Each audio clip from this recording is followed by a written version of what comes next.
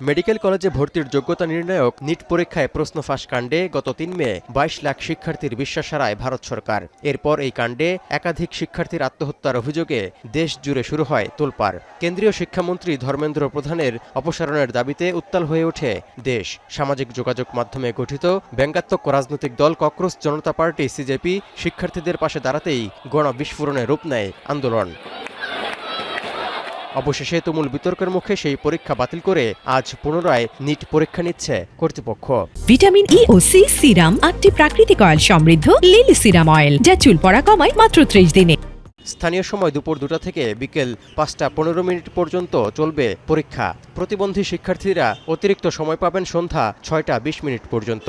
5,000-এর বেশি কেন্দ্রে 95,000-এর বেশি কক্ষে পুনরায় পরীক্ষা দিচ্ছেন মেডিকেলে ভর্তি ইচ্ছুক 22,79,000 শিক্ষার্থী।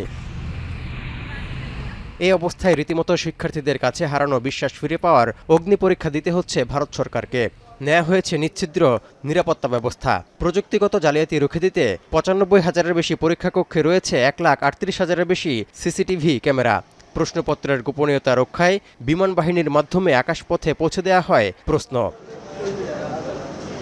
শুধু তাই নয়, দ্বিগুণ করা হয়েছে বায়োমেট্রিক ও ফেস অথেন্টিকেশনের ব্যবস্থা। এই আওতায় তল্লাশি করার দায়িত্বে নিয়োজিত 39,000 কর্মী। এছাড়া প্রতিটি কেন্দ্রে গড়ে 40 থেকে 50 জন আইন শৃঙ্খলা বাহিনীর সদস্য মোতায়েন রয়েছে। প্রশ্ন ফাঁসের শঙ্কায় 22 জুন পর্যন্ত ভারত জুড়ে টেলিগ্রাম মেসেজিং অ্যাপ বন্ধ রাখার সিদ্ধান্ত নিয়েছে মোদি প্রশাসন। প্রশ্ন ফাঁস ও প্রায় 2 লাখ পরীক্ষার্থীর ব্যক্তিগত তথ্য ফাঁস কাণ্ডে ব্যাপক আন্দোলনের মুখে নিট রিটেস্ট নিলেও কেন্দ্রীয় শিক্ষামন্ত্রী ধর্মেন্দ্র প্রধানের অপসারণের দাবিতে অনড় ককরোচ জনতা পার্টি।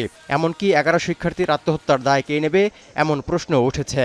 এছাড়া আত্মহত্যা করা প্রত্যেক শিক্ষার্থীর পরিবারের জন্য 1 কোটি রুপি ক্ষতিপূরণ চেয়ে মোদিকে চিঠিও দিয়েছে সিজেপি। সরকার से कोई हमसे बात करना चाहता है, लेकिन पहले एक कंडीशन समझ ले, इस्तीफा तो देना होगा। তৌহিদুর রহমান, এখন বিশ্ব।